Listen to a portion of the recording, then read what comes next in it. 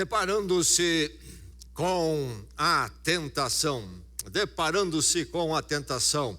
Nosso tema para um trecho da narrativa do Evangelho de Mateus, que trata da tentação de Jesus Cristo, nosso Senhor. Está em Mateus 4, do verso 1 ao verso 11. Haveremos de ler. O nosso foco: Jesus Cristo passou pelo batismo. Quando por volta dos seus 30 anos ele vai ao batismo, que é a sua entrada pública, assumindo então aquela missão que ele veio cumprir e que vai conduzir finalmente à cruz em pouco tempo. Mas logo após o batismo, diz a narrativa de Mateus, ele vai para esta tentação. Uma tentação marcante, um marco, porque aqui ele se identifica conosco na nossa luta, no nosso fracasso, mas sem cair nos nossos fracassos, na nossa derrota. E então ele é um de nós, atravessa como um de nós, Deus, verdadeiro Deus, mas verdadeiro homem, enfrentando como um ser humano esta luta, mas saindo vitorioso para por nós ir à cruz. Como um de nós, identificado conosco, mas sem culpa, sem fracasso, como eu e você temos, para ele então poder tomar na cruz sobre ele toda a nossa dívida e fracasso diante de Deus e nos trazer a redenção. Então a tentação de Jesus Cristo, um ponto crucial do ministério, da vida e obra dele entre nós, da ação de Deus em graça e misericórdia, e também aqui escrito para a nossa iluminação, para o nosso ensino na nossa própria luta com a tentação. Mas antes de irmos ao texto, quero recordar um verso no livro de Hebreus das Escrituras Sagradas. O que é o livro de Hebreus na palavra de Deus? O livro de Hebreus cumpre este papel de mostrar como Jesus Cristo é o cumprimento de todas aquelas liturgias e itens religiosos do culto no Velho Testamento antes da vinda dele. Então, na verdade, o culto em Jerusalém, em particular, no templo, eram metáforas que falavam de Jesus Cristo que haveria de vir, e ele, a realidade, é o cumprimento. Por isso que não é mais necessário, então, o templo em Jerusalém. Bem, e há um verso que queremos destacar que nos ilumina mais em termos de podermos apreciar a tentação de Jesus Cristo, que vamos ler em seguida. Aí está o verso que diz: tendo em vista que ele mesmo sofreu quando tentado, ele é capaz de socorrer aqueles que também estão sendo tentados. Vamos dizer juntos esse verso? Então juntos: tendo em vista o que ele mesmo sofreu quando tentado, ele é capaz de socorrer aqueles que também estão sendo tentados. E agora então o nosso texto em Mateus 4, versos 1 a 11. Aqui está a palavra de Deus para o seu coração nesta noite. Que a sua mente e o coração se abram para a palavra agora, e nesses minutos que aqui passaremos, ela possa inundar a sua vida, edificá-lo, esclarecê-lo e trazê-lo para o caminho do Senhor. Ouça a palavra. Diz a narrativa: então Jesus foi levado pelo Espírito ao deserto para ser tentado pelo diabo. Depois de jejuar 40 dias e 40 noites, teve fome.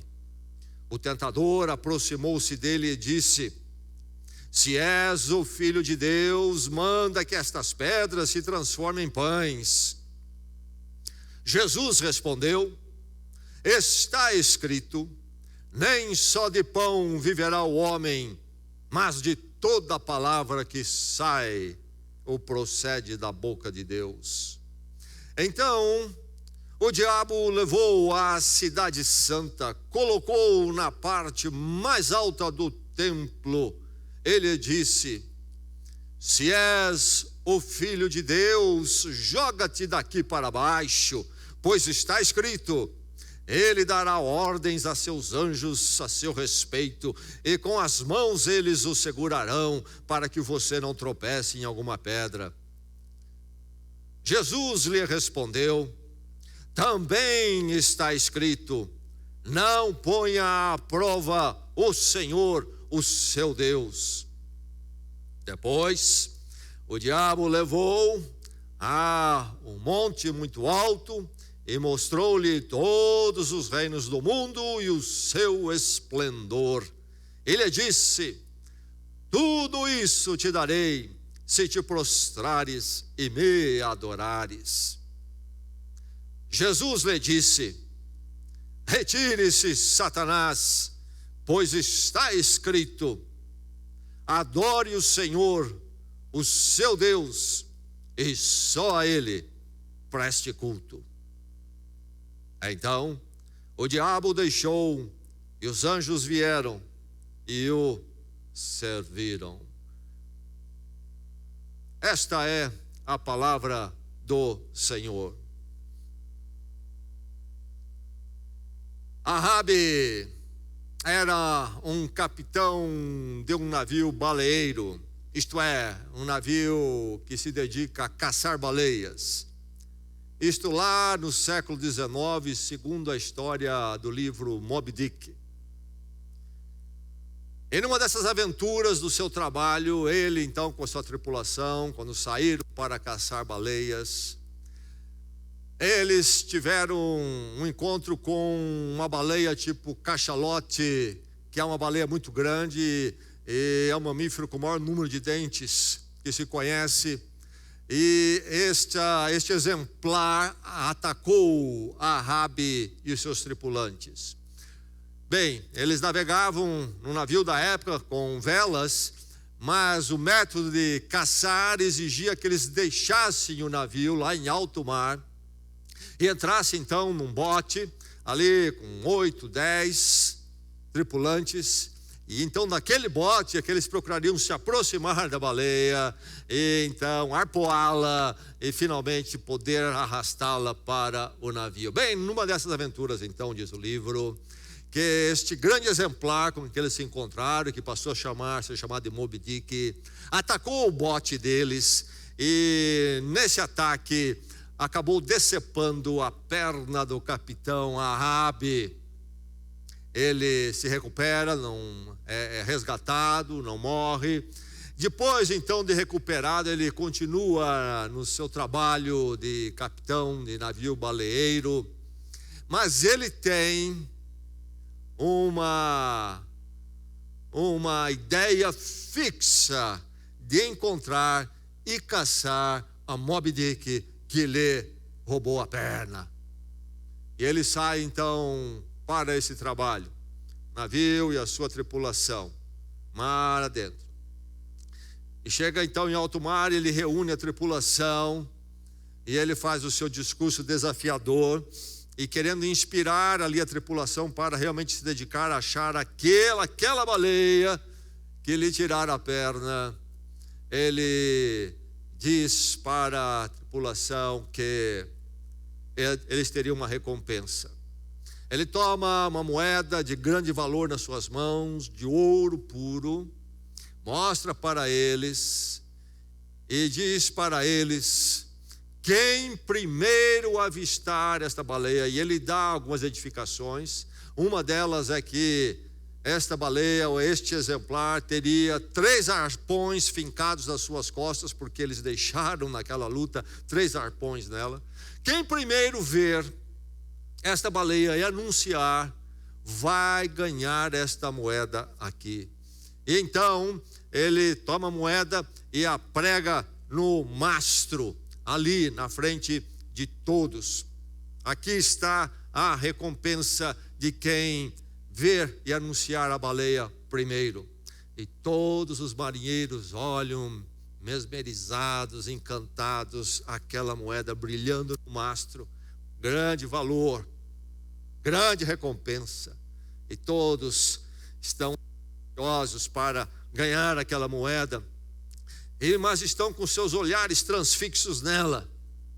E finalmente, naquele momento de um certo silêncio e admiração, um garoto que era ajudante de cabine de Arabe, ao ver aquela admiração e todos olhando para a moeda, ele procura dar uma interpretação ao momento e ele grita: "Ah, está a moeda, eu a vejo, você a vê, todos nós a vemos." O que ele estava dizendo é que todos estavam vendo a mesma moeda. Porém, um marinheiro olhava para a moeda e pensava: quantas noitadas nas tavernas, nos bares eu posso ter com essa moeda? O que ela representa para mim são noites de farra. Outro marinheiro olhava a mesma moeda e pensava: vou colocar no banco com alguns dos meus poucos recursos que já tenho lá, vou me tornar um homem mais rico, vou acumular mais dinheiro, vou me tornar mais poderoso financeiramente. Outro marinheiro olhava para a moeda e pensava: se eu ganhar essa moeda, ao retornar para casa, minha família vai ter uma condição melhor, vou preparar melhor a nossa residência, vamos ter mais alimentos, vamos ter uma qualidade melhor, meus filhos vão viver melhor. Enfim, eu a vejo, você a vê, mas não da mesma forma. Cada um de nós tem o seu olhar e vê de um jeito. Então a questão não é a moeda, a questão é a partir de que pressuposto eu a olho. Qual é o meu pensamento basilar por detrás do meu olhar? E a minha forma de ver a moeda vai depender daquilo que enche o meu coração, da forma que eu vejo os valores da vida, etc. Assim é com a vida, o seu ser, a sua existência, a realidade em que você está inserida, inclusive física, no mundo, na terra, no universo, a sua história. Todos nós estamos dentro desta mesma realidade. Porém, há formas diferentes de se ver a mesma realidade. Depende de que pressuposto eu parto. É como se cada um de nós tivesse um óculos cujas lentes tivesse cor diferente. E os seus óculos tivessem a cor vermelha e você vê a mesma realidade vermelha. E os meus óculos tivessem lentes azuis, eu vejo a realidade totalmente azul. A questão não é a realidade, a questão é como eu a interpreto. E que valor, então, me dá uma definição dessa realidade? Quem sou eu? De onde eu vim? Por que estou aqui? Como devo viver? Para onde estou indo? O que significa tudo isso? Qual é o sentido da vida? Todos nós estamos vivendo a mesma realidade e nos deparamos com essas mesmas questões. Basta acordar de manhã, elas estão lá. Podemos ignorá-las, mas elas não foram embora. Podemos desprezá-las, mas elas continuarão sendo as questões fundamentais, e tolo é ignorar essas questões.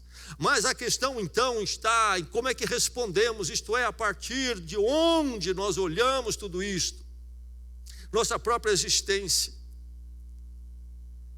E nos nossos dias já se desenvolveu um estudo específico sobre isso.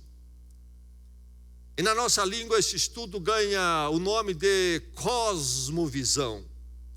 Cada um de nós tem uma cosmovisão. Este é o termo em português. O assunto começou entre os filósofos alemães, e um filósofo chamado Kant cunhou até esse termo no alemão, na forma que está no alemão, depois foi para o inglês. E em português usa-se esta palavra cosmovisão. A verdade é, todos nós temos uma visão do nosso universo, uma cosmovisão. Isto é, o universo não se refere somente ao universo físico, às estrelas, planetas, mas o universo no seu todo.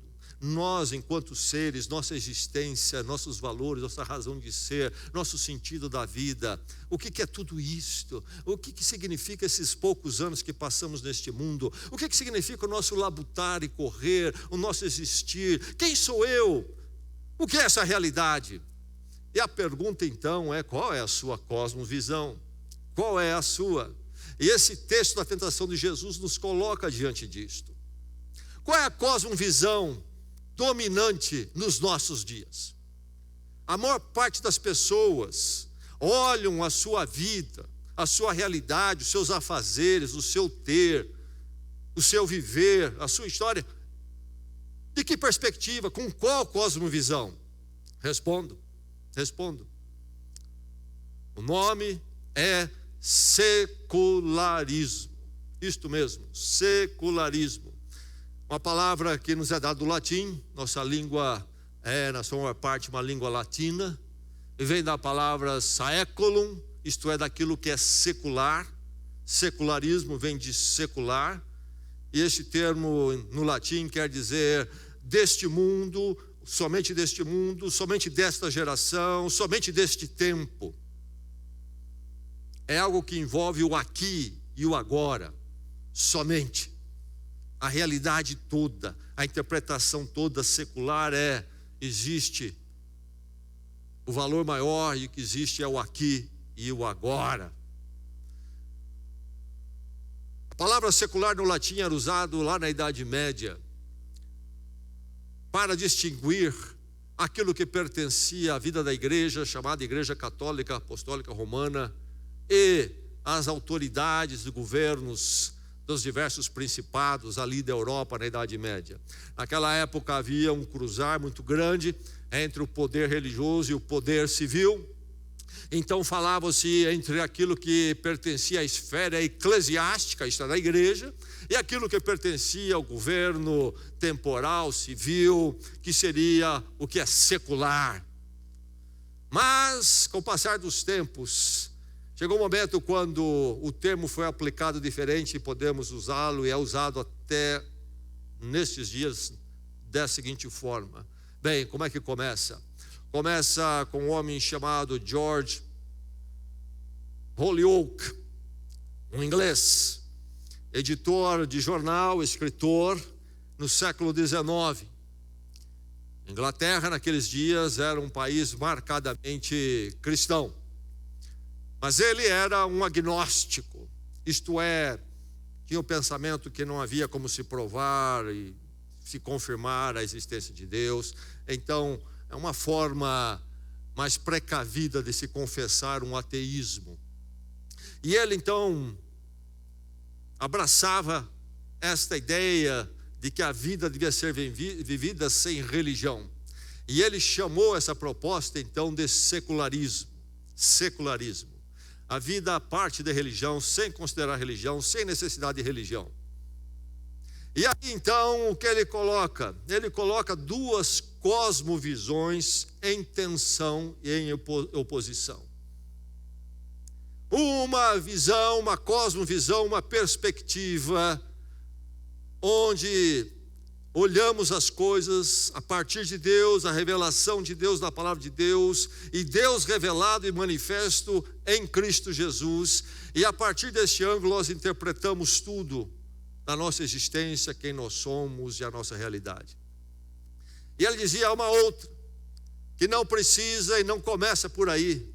Olhamos a mesma realidade, olhamos as nossas vidas, mas sem Deus, sem a palavra de Deus, sem a revelação de Deus em Jesus Cristo, o que nós temos é apenas a matéria, o tempo, o aqui e o agora, e é isto que ele queria abraçar e promover, o secularismo. E falava então da vida sem religião e a vida com religião. Duas propostas. Mas esta colocação é enganosa. Preste bem atenção. Não é verdade que há ser humano sem religião. O secularismo é uma religião. A realidade que o secularismo tem e nós temos é a mesma. A questão é como é que nós olhamos. E todos nós olhamos a partir de um pressuposto, de uma ideia primeira, que é uma fundação que é algo que nós afirmamos e cremos. E isto é igual para as duas cosmovisões. E o que nós temos em Mateus 4? Jesus tentado. O que é que nós temos? Nós temos aqui, na tentação de Jesus, justamente o confronto dessas duas cosmovisões. Podemos interpretar a experiência de Jesus Cristo com o tentador por este ângulo das duas cosmovisões: secularismo, isto é, a realidade humana, a vida humana centrada no que é secular, centrada no apenas aqui, agora, matéria e tempo e nada mais. E em oposição, nós temos manifestado aqui na tentação de Jesus a cosmovisão que podemos chamar de teocêntrica, isto é, centrada em Deus. E nós que conhecemos a revelação, manifestação de Deus em Cristo, podemos ir para uma definição ainda mais apurada e dizer uma cosmovisão cristocêntrica, isto é, a volta de Deus manifestado em Cristo. Portanto, uma cosmovisão cristocêntrica. E nós encontramos essas duas coisas em tensão aqui. Nós vamos ver que o secularismo vai dizer: existe apenas a imanência, esta realidade. A visão da palavra de Deus, a visão nossa de Deus em Cristo nos ensina o quê? Existe esta realidade, a imanência, mas também a transcendência. O secularismo vai dizer: existe apenas a matéria, mais tempo, é isto aí, mais nada. E nós, como seres humanos, somos justamente isto apenas uma matéria, um pedaço de matéria. Mas a visão das Escrituras, manifestada em Deus em Cristo, nos diz que nós temos sim a matéria, nós temos o tempo, mas nós temos o Espírito, Deus e eternidade. Nós temos no secularismo a afirmação: o que existe é apenas o mundo, o saeculum. Mas na revelação da palavra de Deus e Deus manifestado em Cristo nos diz, e nós vemos a realidade como: sim, nós temos o mundo, o saeculum, mas junto também nós temos a presença e a existência de Deus manifestada em Cristo Jesus. Enfim, estas tensões estão aqui nesta tentação de Jesus Cristo. A tentação, então, de Jesus Cristo, e aí a minha tentação e a sua tentação.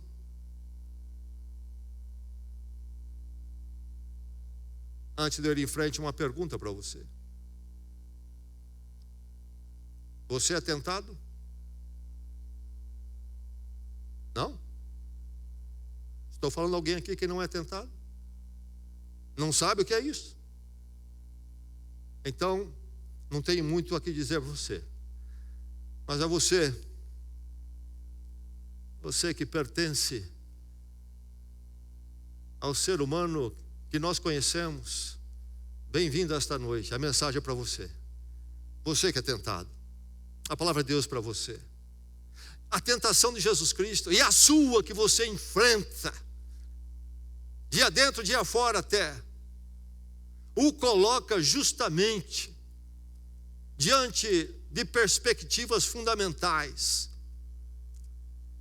A tentação lhe coloca diante do secularismo ou diante do teocentrismo ou cristocentrismo. A tentação é o desafio para você se definir, se posicionar. De que forma eu vou olhar esta grande moeda chamada realidade, a minha existência, minha pessoa, minha história e tudo aquilo que está à minha volta, pessoas com quem me relaciono, minha família, meu trabalho. Esta grande moeda, eu vou enxergar o que nela e de que forma? A tentação, então, o coloca, o desafia a tomar um caminho, a tomar um outro caminho. Então, entenda bem a tentação que você enfrenta sempre. Tentação não é um ato em si apenas.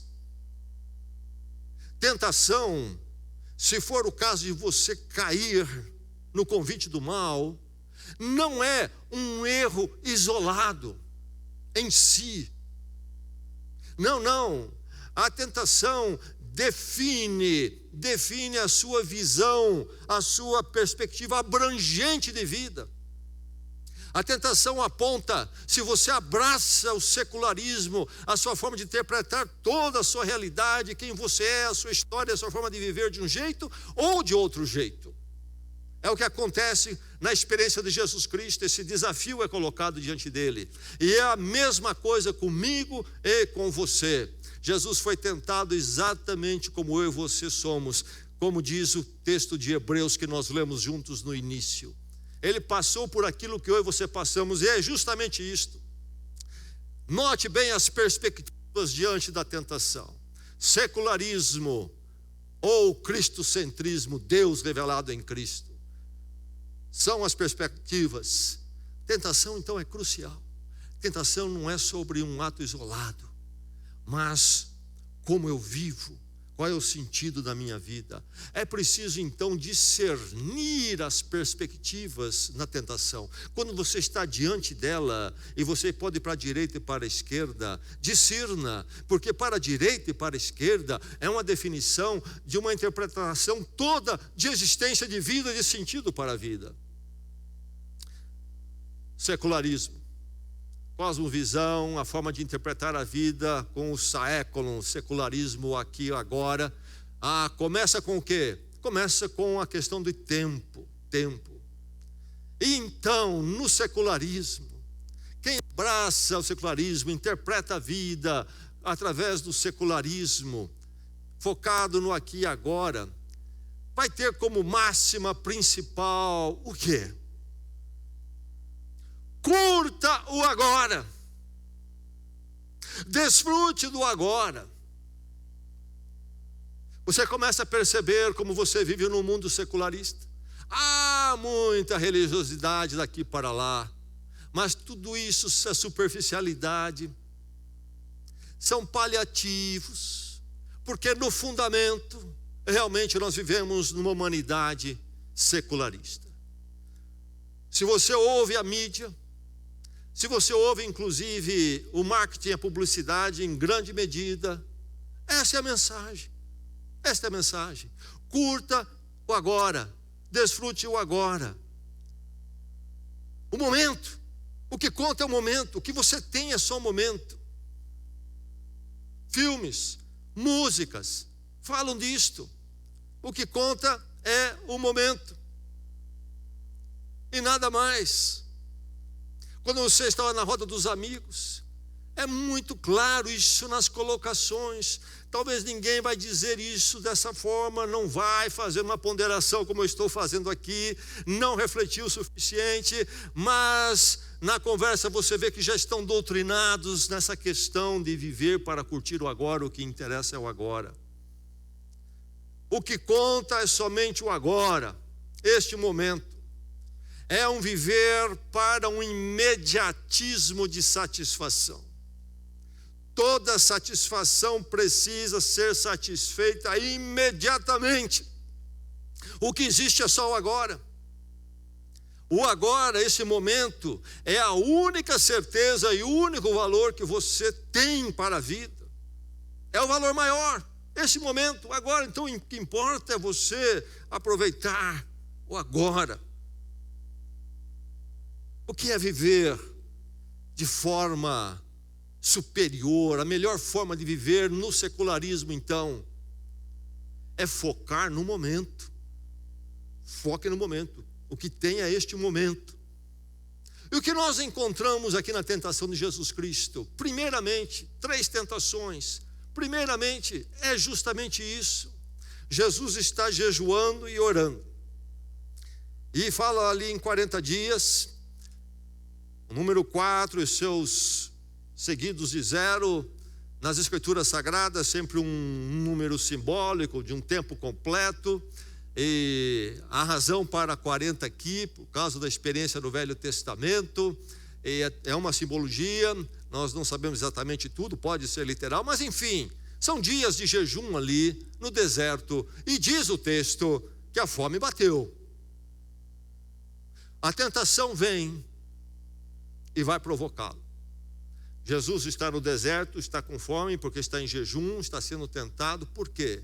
Porque ele vem para ser um de nós, para tomar o nosso lugar, ser o nosso substituto. E ele atravessa então as lutas ali que eu e você atravessamos, inclusive a fome. Mas se ele vai ser um de nós, se ele vai poder ser o nosso substituto, o sacrifício vicário por nós, se ele vai poder ser o nosso Salvador e Redentor, ele precisa atravessar o momento como eu e você atravessamos. Mas qual é o convite? Você está com uma necessidade, um apetite aí que precisa ser satisfeito, está gritando e clamando dentro de você. O que importa é a satisfação imediata, é agora. Você pode transformar pedras em pães, resolve esse problema. O que importa é agora, acaba com essa fome desse momento. Jesus veio por nós. Há muito mais depois desse momento. A nossa salvação e a missão dele como Salvador dependia de algo muito maior que aquele momento. Ele se satisfazer, ele caminhar pelo imediatismo, uma abordagem secularista, o que conta é o agora, acaba com a fome e pronto. Haveria de ser uma derrota e uma interrupção nessa missão por nós. Seria uma tragédia para a humanidade, para eu e você nesta noite aqui. Tentação vem para instigar um imediatismo de satisfação. O que importa é o agora. Não pense nada que é depois. Essa questão de depois não conta. As consequências de um depois, ignora. O que interessa é agora. Há uma música em inglês que diz: se eu me sinto tão bem, não pode estar errado. Se não pode estar errado, se é tão gostoso. É o secularismo, é satisfazer o agora de qualquer forma. Parece que o grande cantor Roberto Carlos tinha uma música antigamente, cantava ali os seus dramalhões, e sofreu isso, sofreu aquilo nos romances, aquela história de sempre. Depois tinha um refrão que dizia: mas o importante é que emoções eu vivi. Saí arrebentado, mas o importante é que emoções eu vivi. Perspectiva secularista, estou colocando algumas aqui pitorescas, mas as pessoas vivem desta forma. Qual é a vontade do momento? Qual é? Faça! O que importa é agora. A juventude é pressionada nisso de uma forma tremenda, nos seus apetites, particularmente sexuais, mas os adultos da mesma forma, e na área material, e em outras áreas. Isto é o que o secularismo diz: curta o agora. Mas o que é que a palavra de Deus ensina a nós aqui nesta noite, na experiência de Jesus Cristo? A palavra de Deus diz algo totalmente diferente. Projete além do agora. Projete a sua vida, a sua existência, a sua realidade que você vive além do agora.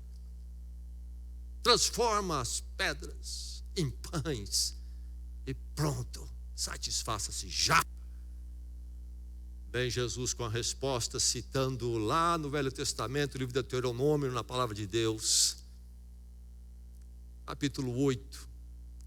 Nem só de pão viverá o homem, mas de toda palavra que procede da boca de Deus. A vida não é feita, a realidade não deve ser guiada pelo imediatismo da satisfação.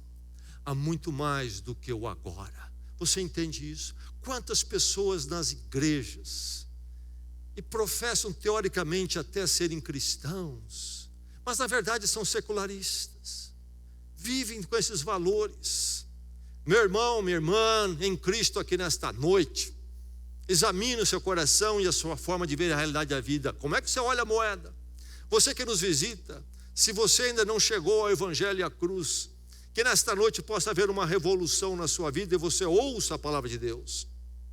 A palavra de Deus é profunda e tremenda. As pessoas lidam com religiões por aí, com misticismos, e em geral uma frustração em relação à Bíblia, a palavra de Deus. Por quê? Porque as pessoas pensam em religião, nas diversas religiões humanas, numa experiência também imediatista. Então é assim, eu estou com um problema, deixa eu ir lá naquela igreja um pouco, ou vou lá uma vez para resolver, ou vou numa capela, num santuário fazer umas orações. Eu estou com um problema aí, X, está me preocupando muito, vou lá, estou meio atribulado. Essas pílulazinhas momentâneas da chamada religião. E aí, muitos vão à Bíblia pensando que ela é primeiramente sobre isto, que é uma série de colocaçõezinhas, aforismos aqui, que então atende minha necessidadezinha nos momentos de emergência aqui e ali. E até crentes que lidam com a Bíblia dessa forma. Já conheci crentes que, diante de uma luta, desafio, ou até quando partiam para o dia, diziam, deixa eu ver o que Deus tem a dizer para mim. Aí então eles folheavam assim, punham o dedo, ele ia, e aquilo eles tomavam como uma coisa para o dia. Magia, misticismo em cima da Bíblia. Quando eu era criança, havia algo que eu não tenho visto mais, não sei se existe ainda, chamava-se a caixinha de promessas. Era uma caixinha com uma série de cartões, talvez ali 50 cartõezinhos. E cada um deles tinha um verso da Bíblia tirado, pinçado ali de algum contexto. E os crentes compravam aquilo, iam lá e tiravam o cartãozinho do meio, não sabia qual era, puxava. O que Deus tem para mim. Era um horóscopo gospel. É uma forma de... um tarô evangélico. Não, a Bíblia é frustrante porque ela não é sobre isto. Ela é sobre reorganizar a nossa vida na sua totalidade. Nós pensamos que Cristo, o Evangelho, é sobre apagar um incêndiozinho que começou na minha vida. Deus não quer apagar um incêndiozinho na sua vida. Claro, há uma preocupação com esse incêndiozinho. Mas quando você lê a palavra de Deus, ela é trabalhosa. Ela não é uma pílulazinha. Porque na verdade o Evangelho é pegar o seu prédio e reformular-o totalmente para ficar à prova de fogo. E não apagar um incêndiozinho. Enfim, o secularismo diz é só o agora. E aqui na tentação, Jesus Cristo responde de forma nenhuma. A vida, a existência humana deve ser guiada por algo muito mais amplo e maior. É preciso projetar o momento além do agora. Sim, existe o agora, nós acontecemos no agora, mas ao agora, ao depois também. Vem consequências, é entrelaçado. Há um continuar. Há o depois que se chama amanhã. Há o depois que se chama o mês que vem. Com todas as implicações. Mas é mais amplo. Além do agora, além de amanhã, além do mês que vem, além do ano que vem, a Bíblia nos alerta que há uma eternidade. O meu agora, então, não é um fim em si mesmo, uma realidade em si mesma. O meu agora tem uma dimensão de muito tempo e até uma dimensão e implicações eternas. Como que eu interpreto o meu agora? Como que eu vivo o meu agora? Como é que eu olho a moeda? Como é que você olha? Nas Escrituras Sagradas do Novo Testamento, o apóstolo Paulo escreveu uma carta à igreja que ficava na cidade de Corinto, lá na Grécia. Como apóstolo, ele escreve esta carta orientando aquela igreja numa série de questões, chamada Primeira Carta aos Coríntios. No capítulo 15, ele aborda a questão da ressurreição de Jesus Cristo e a implicação dela para as nossas vidas. Uma exposição tremenda sobre a ressurreição. Mas há um momento que ele vai fazer uma citação do Velho Testamento do profeta Isaías, uma frase. Ele coloca as duas possibilidades, a ressurreição, em Cristo a nossa ressurreição, ou não há ressurreição de Cristo, nós não temos ressurreição, ressurreição não existe, como é que fica? E aí ele fala da abordagem secularista quanto ao agora. E ele coloca então o dizer que é o seguinte: comamos e bebamos, porque amanhã morreremos. Já pensou nisto? É o secularismo. Coma, beba, tenha todo o sexo possível agora, porque é só isto e acabou. Heródoto, historiador grego lá de 5 séculos antes de Jesus Cristo, viajou ali o mundo antigo, conhecia, e ele descreve algumas coisas, e ele fala daquilo que ele observou no Grande Egito. Ele disse que nos banquetes das classes econômicas mais abastadas, lá aquela noitada tremenda, no meio do banquete era costume alguns empregados, servos, adentrarem o ambiente, ao salão, carregando um caixão fúnebre, onde estava talhado a figura de um ser humano, muito bem pintada. E eles carregavam aquele caixão ali no salão para todos verem, e um servo ia atrás do caixão, gritando, dizendo para os convivas: olhem, contemplem, bebam-se, alegrem-se, porque amanhã você será assim. Olhem, bebam, alegrem-se, porque amanhã você será assim. É difícil pensar numa alegria mais vazia do que esta. É preciso muito álcool e algo mais para aguentar uma alegria desta. Mas é como as pessoas vivem. É o secularismo que domina a nossa era. Séculos depois de Heródoto, no Império Romano, é-nos dito que nos banquetes deles, eles tinham o hábito de praticar uma bulimia consciente. Uma dada hora não aguentavam mais comer, enfiavam o dedo na garganta, para então vomitarem e poderem comer mais. Projete além do agora. Pode isto dar sentido à vida? Pode o secularismo que nos diz o que tem, o que conta é só agora, dar significado à minha vida, ao somar dos nossos anos? Não é vazio, mas o secularismo, quando diz aproveite agora, nos torna seres inebriantes com relação a agora, que nós não temos capacidade de reflexão para ver a tolice no que estamos envolvendo. Só o Espírito Santo de Deus pode sacudir nosso coração e mente e nos trazer para entender que o secularismo é loucura e que, se algum sentido na vida, terá que ser a manifestação de Deus em Cristo, cristocentrismo. Por isso Jesus Cristo diz: o pão tem o seu lugar, mas nem só de pão viverá o homem. Os apetites humanos têm o seu lugar, mas a necessidade de satisfação imediata deles, de qualquer forma, imediatamente, não é o caso. Há muito mais que eu preciso ouvir, atender. Eu preciso pensar muito além do agora. Mas a tentação continua, e o secularismo continua batendo firme na voz do tentador.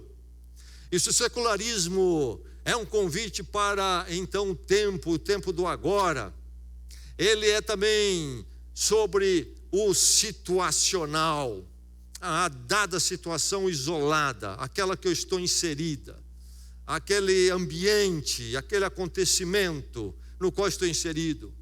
É algo que tem, em geral, uma dimensão geográfica, mas pode ser mais que geográfica. Por exemplo, pode ser a situação de um dado relacionamento com alguém. Mas é sobre o situacional que o secularismo vai tocar e bater e insistir. E quando então se refere ao situacional, o que é que o tentador diz ao apresentar o secularismo, ao provocar-nos com o secularismo? O que é dito para nós? Qual é a máxima, o princípio? O princípio é este: aproveite o aqui. Nisso que você está, nessa situação que você está, aproveite isto. E veja isto como algo isolado de todas as outras quaisquer que forem as situações. O fato é que você precisa tirar o máximo desta situação que você está envolvida. O que conta é somente o aqui, seja geográfico, seja situacional, relacional. O julgar nosso de valor quando estamos na situação é sempre circunstancial. A questão é como é que eu posso mexer os pauzinhos nessa situação e tirar o melhor dela, e sem pensar se isto é conectado, vai ter implicações em outras situações. O que é viver então no secularismo quanto a isto de forma superior? O secularismo vai dizer: aproveite as situações como se fossem experiências isoladas. Essa situação não tem nada a ver com qualquer outra mais. Esse relacionamento, você está se envolvendo com esse relacionamento, não tem nada a ver com outras situações. Isso que está se apresentando para você aqui em termos de uma transação econômica, não tem nada a ver com outras situações econômicas relacionais. Que as diversas situações da vida, cada um se vive isoladamente. Uma não tem implicação para a outra. Na segunda tentação, o diabo leva Jesus a Jerusalém, coloca ele na parte mais alta do templo, realmente uma grande altura. E diz para ele: joga-te daqui, atira-te daqui. E o diabo, provocando Jesus Cristo, o que ele faz? Ele inclusive cita a Bíblia no Velho Testamento. Ele cita uma parte do Salmo 91. E ele diz: lá está escrito que Deus dará ordem aos seus anjos, falando do cuidado de Deus pelo seu povo, uma forma figurada até dos Salmos. Ele dará ordem aos seus anjos, eles vão ampará-los, você não vai tropeçar e cair. Cita a Bíblia. O diabo conhece melhor a Bíblia do que a maior parte dos crentes. E como ele sabe dar um nó em tudo isto? Joga-te daqui. No templo, ele cria uma dada situação para Jesus Cristo. Diz que ele o transportou para lá. Essa é a situação aqui. Você está no aqui. No aqui você tem essa oportunidade de você crescer, de você aproveitar, de você tirar vantagem. Que oportunidade, que aqui você tem agora aqui. Joga-te. Local, situação oportuna para eu fazer algo que me parece muito vantajoso, muito agradável, aqui, nesse local, nessas condições, nessas possibilidades. Por que não fazer? Por que não fazer? Talvez na área financeira, talvez na área relacional, talvez em relação a relacionamento, sexo, a qualquer outra coisa. Por que não? Aqui está a oportunidade. E depois que eu sair daqui não vou ter mais. Ela passa. Não posso perder condições ideais. Joga-te daqui. A resposta de Jesus Cristo foi: de forma nenhuma. Não é assim que se lida com as situações. Não é dessa forma. Não se tenta o Senhor, o seu Deus. É preciso obedecê-lo, ouvir a voz dele, esperar nele. Enfim, a palavra de Deus diz o que para você então? Não, o secularismo, não aproveite o aqui, mas conecte todas as situações. Conecte todas as situações. A conversa do ninguém vai saber é uma grande mentira. Há implicações, sempre há, sabendo as pessoas ou não. Vai ficar só aqui. Nos Estados Unidos tem a grande cidade, todos nós já ouvimos falar, chamada Las Vegas, a cidade da farra. E há um ditado entre os americanos que diz: o que acontece em Las Vegas fica em Las Vegas, como se isso fosse possível. Vai ficar só aqui. Mas talvez até o contrário. Aproveite essa situação, porque todos vão saber e você será grande. Mas que situação é esta? Nós temos a tensão entre pensar que tudo se resume ao aqui ou aqui isoladamente, ou temos o aqui, mas temos o além, temos lá, há uma expansão, há uma repercussão. Pensamento comum na mídia, por exemplo, sobre aqueles que são ícones. O que ele faz na vida particular dele não tem nada a ver. Não é verdade. É tudo conectado. Sabe de uma coisa? Não somente minhas situações são conectadas com as minhas outras situações, como também as minhas situações são conectadas com as suas situações, com as situações da minha família. Há toda uma conexão. Esse negócio que importa é o momento e é a oportunidade, a situação, e somente isso. Não precisa pensar nas conexões. É uma tolice. E aí o que nós temos é um ser humano, nos nossos dias, fragmentado. Ele explodiu igual uma granada e jogou partes, pedaços para todos os lados, e não consegue ajuntar tudo isso. O camarada que é o trapaceiro no mundo profissional é aquele que chega em casa e quer que os seus filhos lhe falem a verdade. Não aceita que a sua esposa seja falsa com ele. Não consegue viver o secularismo de uma forma coerente. E ele é um sujeito fragmentado. E eu poderia continuar aqui essas múltiplas personalidades, essa esquizofrenia espiritual. Um ser humano despedaçado, arrebentado, fragmentado. E aí, doutor, tem uma pílulazinha aí que resolve aqui, porque não está muito gostoso aqui dentro. Não tem como passar aí alguma coisinha para mim?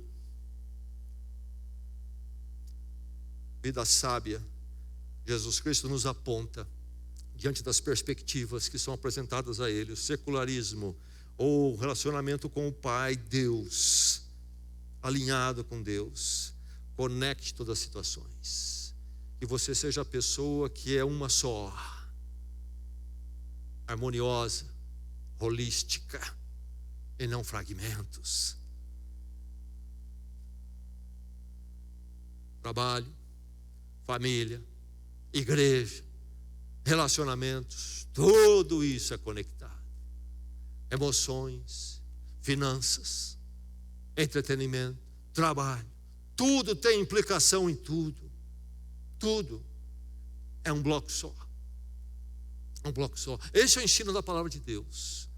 Tudo diante de Deus. É preciso discernir as perspectivas na tentação. Você tem discernido? Você entende que a tentação não é uma questão de um momento apenas, de um ato apenas, mas que define toda a sua forma de ver a moeda, de ver a realidade da existência, de que forma você organiza e vive e experimenta, como você explica, como você dá significado a tudo isto. É a sua própria vida. Mas se o secularismo é então sobre só o agora e o tempo então, e é sobre a situação, sobre o aqui apenas, ele é assim porque ele é sobre o ego. Secularismo é sobre o ego. O que é que o secularismo diz? Quando fala sobre o aqui, quando fala sobre o agora, ele diz: eleve-se a si mesmo. Você precisa sobressair, se exaltar e ser o centro de você mesmo. Eleve-se a si mesmo. É este priorizar do ego. O que importa é você. Ninguém e nada deve estar acima de você e seus interesses. O que é o viver, então, superior quanto a esse elevar a si mesmo, segundo o secularismo? A você estar acima de todos e de tudo. O que importa é você. Se você for para terapias dos nossos dias, tenho certeza que na maior parte, é possível que haja exceções, sim, mas na maior parte, o que você vai ouvir depois de todas as conversas? No fundo, você vai ouvir: você precisa pensar em você. Como se o ser humano já não estivesse pensando em si mesmo há muito tempo. Só pensamos em nós. Desde o pecado, nós queremos ser o centro das coisas. Talvez já estamos em problema porque já pensamos em nós como o centro das coisas. Mas está o ensino secularista lá na terapia: pense em você. Uma outra forma, vem colocação: você precisa buscar a sua felicidade. Secularismo. Quantos crentes ouvindo a cantiga e achando que é bonita. Nada pode ser mais estranho da palavra de Deus do que isto. Finalmente o tentador leva Jesus a um alto monte. Ele diz: aí estão os reinos. Olha o esplendor deles. Está prestando atenção? Então, agora vem a tacada. Pode ser seu. Deve ser seu. Você que tem que ser o Senhor dessas coisas. Isso tudo pertence a você. Conquiste, saia por cima, seja o rei. Grande tentação. Eleve-se a si mesmo. A solução da vida é você passar a ser o centro das coisas. Relacionamentos, na forma de tratar todos, na forma de tratar as coisas. A exaltação de si mesmo. Mas quando nós vemos aqui, quando Jesus Cristo então é tentado, é oferecido a ele esse domínio, essa priorização do pessoal para sacrificar a missão dele, quem ele era, ele responde: somente ao Senhor, o seu Deus, adorarás e somente a Ele prestarás culto. O que é que a palavra de Deus diz? Diz a você algo completamente do secularismo. A palavra de Deus diz a você nesta noite: oriente seu ego em Deus. Você ouviu? Oriente o seu ego em Deus. O secularismo diz: é eu e somente eu. E isso precisa crescer e dominar. A palavra de Deus, em Cristo, nós ouvimos que sim, o eu existe, é importante, mas é o eu mais somado a Deus, a soberania de Deus, a sabedoria de Deus na minha vida. Deus, a referência do meu ego, da minha pessoa. Deus, o alvo da minha vida. Deus, a quem eu sirvo com aquilo que eu sou e como sou enquanto pessoa. O que é que a palavra de Deus ensina com relação ao ego? Há uma outra cosmovisão que não entra aqui, mas que tem atraído a muitos, no nosso mundo ocidental, vem lá do mundo asiático oriental, mas tem chegado aqui como mais um paliativo para o ser humano aí lidar com as suas lutas, mas vem diluído, vem alterado. A cosmovisão que chamamos de panteísmo. Deus é tudo, tudo é Deus. Essa é a premissa do pensamento hinduísta e do budismo, que está em alta no nosso meio, aí entre artistas especialmente.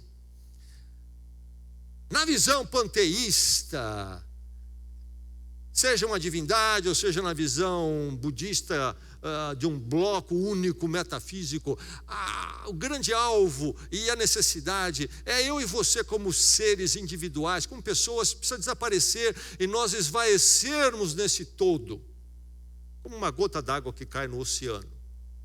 Pronto. Esse é o grande futuro, isso é nirvana. Por isso lá as meditações, yoga e outras coisas mais, tentando me integrar nesse todo aí. O cristianismo não é sobre isso. Tem crente que pensa que é isso. Pessoas que pensam que a fé cristã, o evangelho é sobre isso. Sumir a minha pessoa. Não. Diferente do panteísmo, Deus é tudo, tudo é Deus. Deus é criador, Ele é destino à criação. A criação não é divina. Eu e você somos criados e somos criados como somos individualmente, como ser humano. Você é importante. Deus o criou. Você é uma obra de Deus em particular. O Evangelho não está aí para acabar com a sua pessoa que Deus criou. E Cristo morreu na cruz por você individualmente. O que o Evangelho ensina? O que está envolvido no Evangelho? Oriente seu ego em Deus. Então, segundo o Evangelho, o caminho é eu não centralizar em mim mesmo, não me centralizar em mim mesmo, mas também nem suprimir a mim mesmo. Então fazer o quê? É o meu eu aprender a andar, viver na vontade de Deus em todas as coisas, quanto a mim mesmo, quanto aos outros e contra as coisas. E ouvindo a voz de Deus, haverei de saber como tratar a mim mesmo, o meu orgulho, os meus erros, as minhas más intenções, e ouvir a voz de Deus. E haverei de saber como lidar com essas escorregadas também no outro, até onde eu vou e onde eu paro.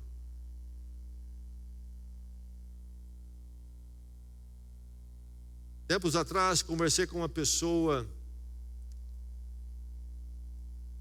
que, já isto há alguns anos na verdade, uma senhora que vinha sendo abusada fisicamente do marido, violência em casa. Conversei uma vez com ela, duas, três, numa terceira ela veio conversar comigo e ela me mostrou, faltavam 2 dentes, foi um soco que ele me deu. O que fazer? Ouça a vontade de Deus.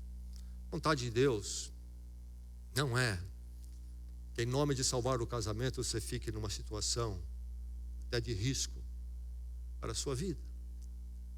Você vai ouvir a vontade de Deus. Não é questão do meu eu, é o que Deus tem para mim. Deus tem vida. É preciso no mínimo a separação e ver como é que as coisas ficam, porque isso está perigoso. E agressão física ninguém pode fazer com ninguém. Mas não muito tempo atrás conversei com uma outra pessoa. Fiz umas terapias, vou deixar meu casamento. Por quê? Aí contou de alguns conflitos ali, esposa, e de repente na vida surgiu umas inquietações. Eu acho que preciso de alguma coisa melhor. Estou caindo fora. Não, peraí, você precisa ouvir a vontade de Deus. Casamento, essas felicidades finais que o mundo prega, isso não existe. Você precisa agora ouvir a vontade de Deus, o que Ele quer e tem para você aí no seu casamento. E como é que você vai trabalhar isto? Enfim, não é uma questão do eu, nem para cá, nem para lá. Não é uma questão do ego. Eu citei casamento, mas isso é em tudo, é em tudo. A questão é a vontade de Deus na minha vida, o que Ele espera de mim, e Deus vai ter sempre o melhor para mim, e o melhor dele quando acontecer na minha vida, se eu for então submisso e obediente, será a melhor repercussão para aqueles que estão à minha volta, a mais sábia de todos. Enfim, oriente seu ego em Deus. E esta é a grande mensagem do Evangelho.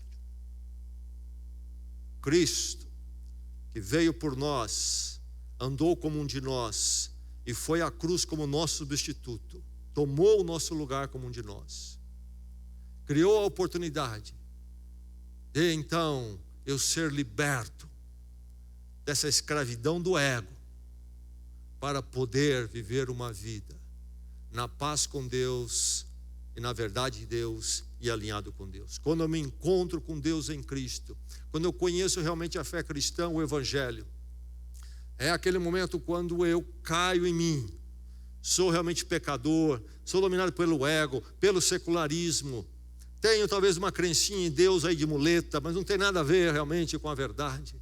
E aí diante da cruz de Cristo, do Cristo crucificado, eu entendo ali naquela agonia dele, como é grande a minha culpa que cai sobre ele. E ali então o peso, finalmente o peso da minha situação cai no meu coração.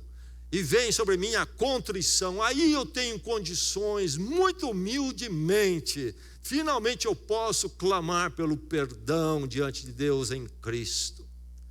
Não porque eu mereço, mas pelos méritos de Cristo por mim na cruz, me perdoa, Senhor. Ele morreu a minha morte. Eu preciso de misericórdia. Eu preciso desse favor teu quando o Senhor toma o meu lugar. Muita humildade. E aqui está a minha vida. E agora, então, no Cristo ressurreto, eu nasço para a nova vida. Uma vida onde eu sou valoroso, uma criatura de Deus, mas que agora, então, volto ao lar, volto para viver na presença do Pai, para andar com Ele, obedecê-lo.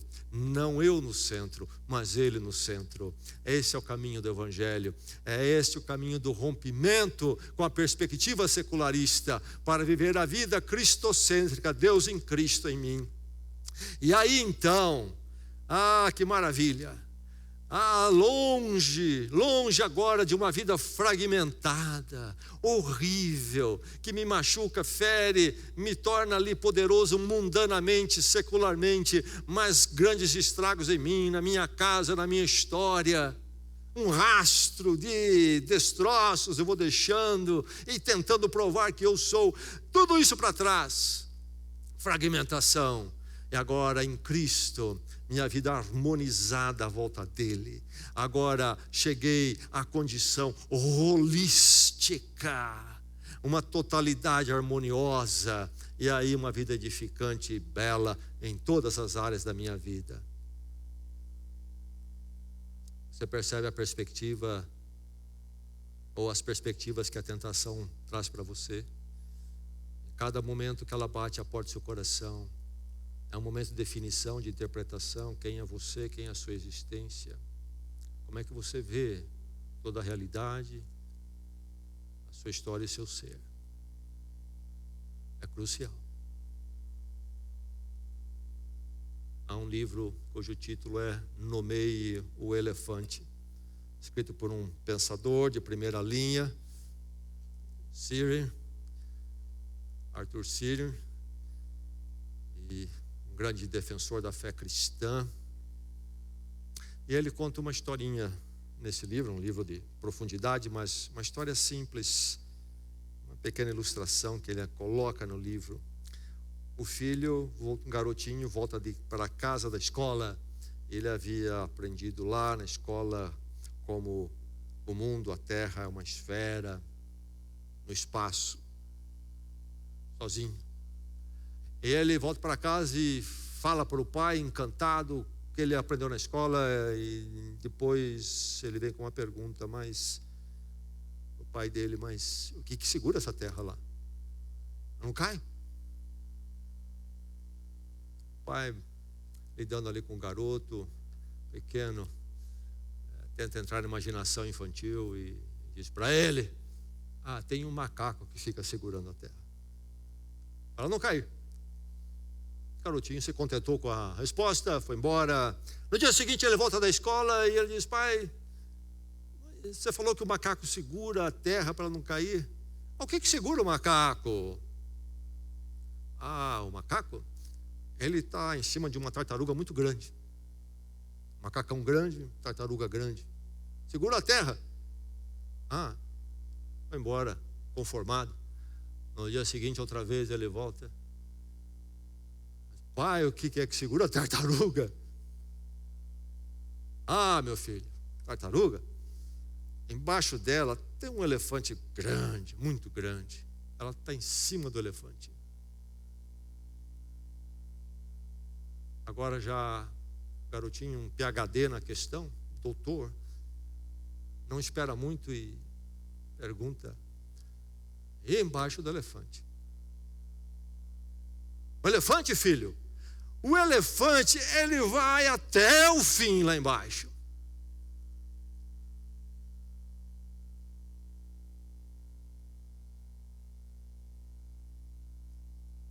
Afinal das contas, qual é o elefante? Qual é o elefante?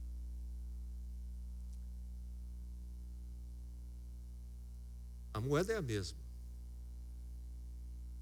Filho de Deus, aquele que vive a vida cristocêntrica, já passou pelo Cristo crucificado, foi transformado, nasceu de novo. Ele olha a vida, o sol nasce nas mesmas horas que nasce para os outros, etc. Os anos correm como correm para os outros, ele trabalha. E aquele que não está no Evangelho, também. A realidade é a mesma. Vemos as mesmas estrelas, lidamos com as mesmas dores típicas deste mundo. É a mesma moeda. A questão é, qual é o elefante? Qual é o elefante?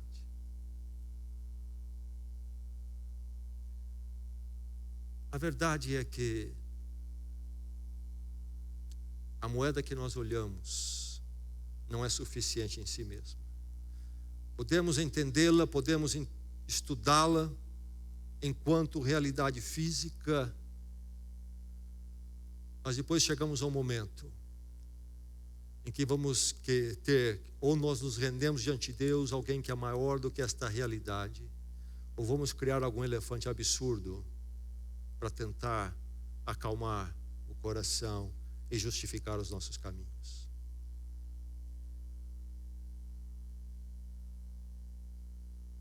Ou nós estamos sustentados em Deus e a partir dele entendemos nosso mundo, ou vamos ficar com algum elefantão e vivemos uma vida desconectada,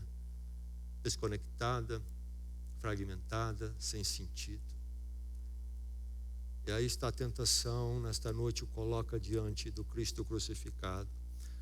Ou uma vida através dele, no encontro com Deus nele, uma vida então teocêntrica, cristocêntrica.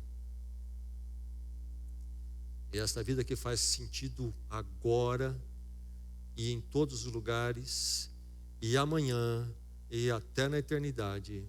Ou então o absurdo do secularismo, da vida vazia, fragmentada, sem significado. Eis a questão para você. Eis a questão. Jesus Cristo conclui: adore o Senhor, o seu Deus, e só a Ele preste culto. E aí que ele pode dizer: retire-se de mim, Satanás.